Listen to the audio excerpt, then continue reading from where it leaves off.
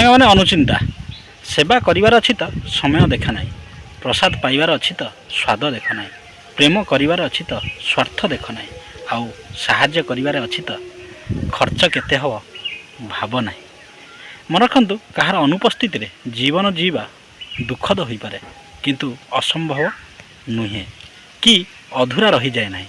ବାସ୍ ବଞ୍ଚିବାର ଶୈଳୀ ଟିକିଏ କେବଳ ବଦଳି ଯାଇଥାଏ। ମନେ ରଖନ୍ତୁ, ନାମ କମାଇବାକୁ ହେଲେ ବହୁତ ପରିଶ୍ରମ କରିବାକୁ ପଡ଼ିଥାଏ। ଏଠି କେବଳ ବଦନାମ ମାଗଣାରେ ହିଁ ମିଳିଥାଏ। ଏହା ପରମ ସତ୍ୟ ଯେ ନିଜ କର୍ମଫଳରୁ ଦେବ ମାନବ ଦାନବ କେହି ମଧ୍ୟ ମୁକ୍ତ ନୁହନ୍ତି। ଯେପରି ନିଜ କର୍ମଫଳରୁ ରାଜା ଯୁଧିଷ୍ଠିର ମଧ୍ୟ ନିଜ ରାଜ୍ୟ ହରାଇ ବନବାସ କରିବା ପାଇଁ ବାଧ୍ୟ ହୋଇଥିଲେ। ତେଣୁ କର୍ମ ଯେପରି କରନ୍ତୁରେ ଯେପରି ଭବିଷ୍ୟତରେ କୌଣସି ଅସୁବିଧାର ସାମ୍ନା କରିବାକୁ ପଡ଼ିନଥାଏ। ଅନୁଚିତ ସାଙ୍ଗମାନେ କେମିତି ଲାଗିଲା ନିଶ୍ଚିତ କମେଣ୍ଟ ମାଧ୍ୟମରେ ଜଣାଇବେ। ଚ୍ୟାନେଲ ନୂଆ ଥିବେ ନିଶ୍ଚିତ ସବସ୍କ୍ରାଇବ୍ କରିଦେବେ। ପାଖରେ ଥିବା ବେଲ୍ ଆଇକନ୍କୁ କ୍ଲିକ୍ କଲେ ଅପଲୋଡ଼ କରୁଥିବା ଭିଡ଼ିଓଟି ଆପଣଙ୍କ ପାଖରେ ନିଶ୍ଚିତ ପହଞ୍ଚିବ ଏବଂ ଆପଣଙ୍କର ସୁନ୍ଦର ମତାମତ ଦେବାକୁ ଜମା ଭୁଲିବେ ନାହିଁ। ଚାଲନ୍ତୁ ଶେଷ ପର୍ଯ୍ୟନ୍ତ ଆଜିର ଭିଡ଼ିଓଟିକୁ ଉପଭୋଗ କରିବା ଏବଂ ସୁନ୍ଦର ମତାମତ ଦେବେ। ସାଙ୍ଗମାନେ ଶୁଭ ସକାଳ। ଆଜିର ଏଇ ଶୁଭ ସକାଳରେ ମୋ ଚ୍ୟାନେଲ ଗିରିଶ ଏକ୍ସପ୍ରେସରେ ଆପଣମାନଙ୍କୁ ସ୍ୱାଗତମ ସୁସ୍ୱାଗତମ ଜଣାଇ ଆପଣମାନେ ଦେଖିପାରୁଥିବେ ବର୍ତ୍ତମାନ ସକାଳ 7:30 ବାଜିଲାଣି। ଆଉ ମୁଁ କେଉଁ ଏରିଆରେ ବର୍ତ୍ତମାନ ଅଛି ଆପଣମାନେ ଜାଣନ୍ତି। ମୁଁ ହେଉଛି ଫାର୍ମର ଫ୍ୟାମିଲିର ପିଲା, ଯିଏକି ଚାଷୀ ପରିବାରର। ତେଣୁ ସମସ୍ତେ ପ୍ରାୟ ବର୍ତ୍ତମାନ ଗହିର ସାରା ବର୍ତ୍ତମାନ ଚିତ୍କାର ଲୋକ। ତା'ର କାରଣ ହେଉଛି ଯେଉଁ ମୁଗ ବିରି ସବୁ ବୁଣା ହେଇଥିଲା ସେସବୁ ହେଇଗଲାଣି। ଇଏ ବରଂ ଦେଖିପାରୁଛନ୍ତି ଏଇଟା ଟିକେ ଲୁଣା ସାଲାଇନ୍ ଏରିଆ, ଯେମିତି ସବୁ ଲୁଣା ମାରି ଗଛ ଗୁଡ଼ା ବି ମରିଗଲାଣି। ଆଉ ଛେକେ ଛୁଇଁ ହେଇଥିଲା ମୁଗ, ସେମିତି ପ୍ରାୟ 3 ଛେକିଆ ଛୁଇଁ ହୁଏ। ଛେକେ ଛୁଇଁ ହେଇଥିଲା, ପୁଣି ବର୍ତ୍ତମାନ ଫୁଲ ହେଉଛି। ତେଣୁ ସେ ଯାହା ବି ହେଉ ସବୁ ବର୍ତ୍ତମାନ ଉପରା ଚାଲିବ। ଏବେଠାରୁ ପ୍ରାୟ 15 ଦିନ ଖଣ୍ଡେ ଚାଲିବ। ତେଣୁ ପ୍ରାୟ ସମସ୍ତେ ଆସିକିରି ଗୁଣ୍ଠେ 2 ଗୁଣ୍ଠ ଲେଖା ମୁଗ ଓପାରି ସାରିଲେଣି। ମୋର ଟିକେ ଆସିବା ଲେଟ୍ ହେବାର କାରଣ ଯେ ଘରେ ଟିକେ କାମ, ଗାଈଟା ଦୁହାଁ ହେବ, ଗାଈ ଖାଇବ, ଏଇସବୁ ନିତ୍ୟକର୍ମ। ଟିକେ ଶୋଇକିରି ଉଠୁ ବି ମଧ୍ୟ 5:30 ସାଢ଼େ 5ଟା ହେଇଗଲା। ଲେଟ୍ ହେଇଗଲା ଟିକେ ଉଠିବା ପାଇଁ। ତେଣୁ ଏଇସବୁ ଯୋଗୁଁ ଆଜି ଟିକେ ଲେଟ୍ ହେଇଗଲା, ନହେଲେ କିଛି ଉପରା ସରତାନି।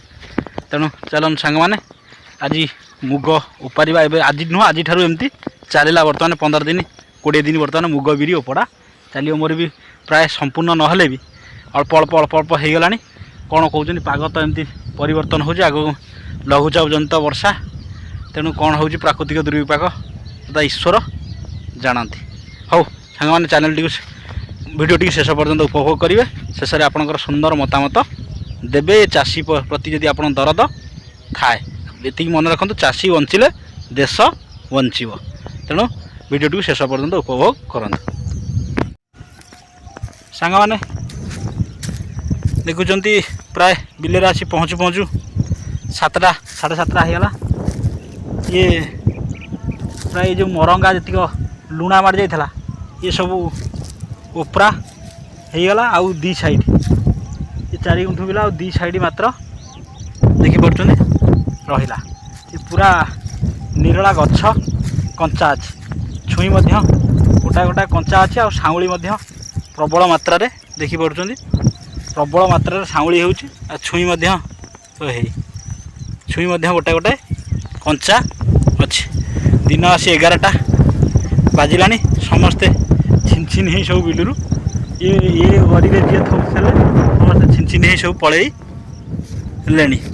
ବର୍ତ୍ତମାନ ଆମେ ଘରକୁ ଯିବା। ତେଣୁ ଗୋଟାଏ କଥାରେ ଅଛି, ପାଣି ଟୋପାଏ ପିଇବା, ଟିକେ ବସିଯିବା। ଟିକେ ଖରା ସାଇଁ ପୁରା ହେଉଛି। ତେଣୁ ପାଣି ଟୋପାଏ ପିଇବା, ତାପରେ ଟିକେ କଥା ଯିବା।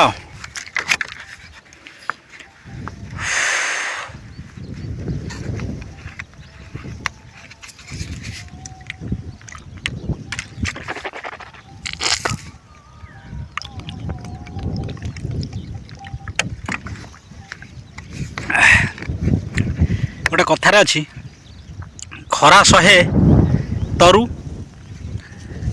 ଖରା ସହେ ଗୋରୁ, ଖରା ସହେ ଚାଷୀ ପୁଅ, ପୋଡ଼ି ଜାଳି ହିଁ ମରୁ। ଆମ ଜେଜେବାପା ଏମାନେ ସବୁ ଗୋଟେ ଚାଷୀଙ୍କର ଗୋଟେ ସ୍ଲୋଗାନ ଇଏ। ତେଣୁ ସାଙ୍ଗମାନେ, ସେ ଯାହା ବି ହେଉ, ଚାଷ କାମ ଯାହାର ସବୁ କଷ୍ଟ ତାହାର, ଏ କଥା ଆପଣମାନଙ୍କୁ ମାନି ନେବା ପାଇଁ ପଡ଼ିବ। ଚାଷୀ ଭାଇ ଯୋଗାଉଛି ଦୁନିଆକୁ ଆହାର। ତେଣୁ ଚାଷୀକୁ ଚାଷ ସବୁବେଳେ କରିବା ପାଇଁ ପଡ଼ିବ।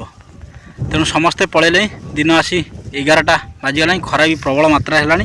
ଆମେ ମଧ୍ୟ ଯିବା, ଆଜି ଘଣ୍ଟାଏ ଲେଟ୍ ହେଇଗଲା। ବିଲ ପାଖରେ ପ୍ରାୟ ଯେଉଁମାନେ ଆସୁଛନ୍ତି ମୁଗ ଉପାରିବାକୁ, ସେମାନେ 5ଟା 5:30 ବେଳକୁ ପଳେଇ ଯାଉଛନ୍ତି। ତେଣୁ ମୁଁ, ଆପଣମାନେ ତ ଜାଣିଛନ୍ତି, ସକାଳୁ ଉଠିଲେ ମୋର କିଛି ଘରେ ଦାୟିତ୍ୱ ଅଛି। ତେଣୁ ସେଥିପାଇଁ ଟିକେ ଲେଟ୍ ହେଉଛି। ତଥାପି କାଲିଠାରୁ ଆଲିଅର ଟିକେ ଆସିବା ପାଇଁ ପଡ଼ିବ, ନହେଲେ ଏସବୁ ସରିବନି। ଓପଳାକୁ ଦେଖିବା, ସେ କଞ୍ଚାମଚା ଯାହା ଅଛି ସେପଟରେ ବି ଶୁଖିଗଲାଣି।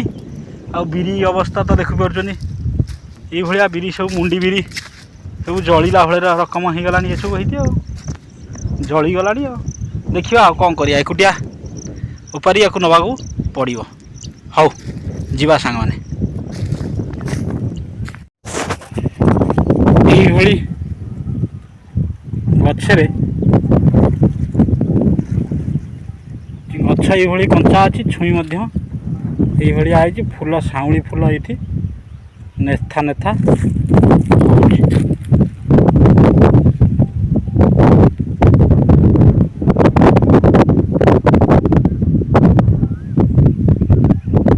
ତେଣୁ କ'ଣ କରିବା ସାଙ୍ଗମାନେ, ଆକୁ ଓପାଡ଼ି ଦେବା ନା ରଖିବା?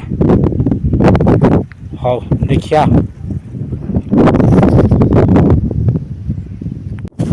ସାଙ୍ଗମାନେ କହିବେ, ଆକୁ ଏଇଭଳି ହେଇଛି ଛୁଇଁ, ଫୁଲ ସାଉଁଳି ହେଉଛି, ଗଛ ଏଇ ରକମ ଅଛି।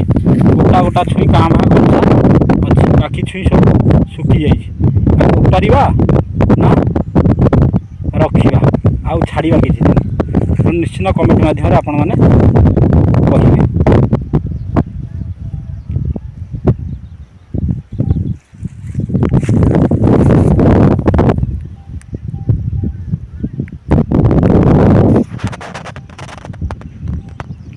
ନନା, ଆଜି ଆମ ଗାଁକୁ ଚୈତ୍ର ମାସ ପୂର୍ଣ୍ଣିମା ପର୍ଯ୍ୟନ୍ତ ପ୍ରତି ଗାଁକୁ ସାଧାରଣତଃ ଆପଣମାନେ ଜାଣିଥିବେ ଆସୁଛନ୍ତି, ଆମର ଘଣ୍ଟ ସବୁ ଆସନ୍ତି, ମା ମଙ୍ଗଳାଙ୍କ ଘଟ ନେଇକି ଆସେ। ନନା ଆପଣଙ୍କ ନାଁ କ'ଣ? ମୋ ନାଁ ସୌରଜିତ। ସୌରଜିତ ରାଉଳ। ରାଉଳ। ଆଗରୁ ବୋଧେ ବାପା ଆସୁଥିଲେ? ହଁ ହଁ। ବାପା ଆସୁଥିଲେ ଆଗରୁ। ବର୍ତ୍ତମାନ ତାଙ୍କ ପୁଅ ସୌରଜିତ ନନା ବର୍ତ୍ତମାନ ଆସୁଛନ୍ତି। ଯାହା ହଉ ତାଙ୍କର ସିଷ୍ଟମଟା ରଖିଛନ୍ତି। ମାଆଙ୍କୁ ଆମେ ଆମ ଗାଁରେ ଦର୍ଶନ କରୁଛୁ, ଏଇଟା ହେଉଛି ବଡ଼ ଭାଗ୍ୟର କଥା। ଜୟ ମା ମଙ୍ଗଳା। ଜୟ ମା ମଙ୍ଗଳା। ତେଣୁ ଆପଣମାନେ ବି କମେଣ୍ଟରେ ନିଶ୍ଚିତ ଜୟ ମା ମଙ୍ଗଳା ଲେଖିଦେବେ, ଆମେ ଟିକେ ମାଆଙ୍କୁ ଦର୍ଶନ କରିବା। ହଉ, ତେଣୁ ମା ଚଉରା ପାଖରେ ବର୍ତ୍ତମାନ ତେଣୁ ଦେଖେଇବି ଆପଣମାନଙ୍କୁ ବ୍ୟାକ୍ କ୍ୟାମେରାରେ। ମାଆଙ୍କୁ ଆପଣମାନେ ଦର୍ଶନ କରନ୍ତୁ।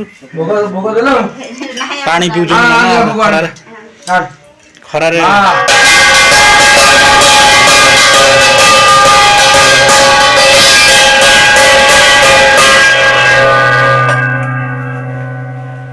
ତେଣୁ ସାଙ୍ଗମାନେ ଆପଣମାନେ ଦର୍ଶନ କଲେ ମାଆଙ୍କୁ।